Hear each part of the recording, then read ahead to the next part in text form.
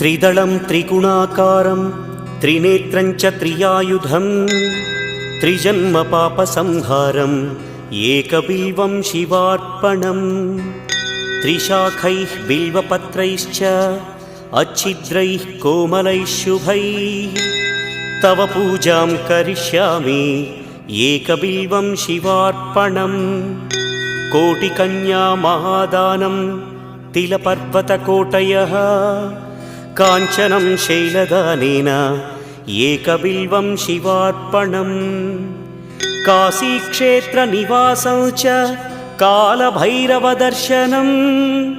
प्रयागे माधवं दृष्ट्वा एकबिल्वं शिवार्पणम् इन्दुवारे व्रतं स्थित्वा निराहारो महेश्वर नक्तं हौष्यामि देवेश एकबिल्वम्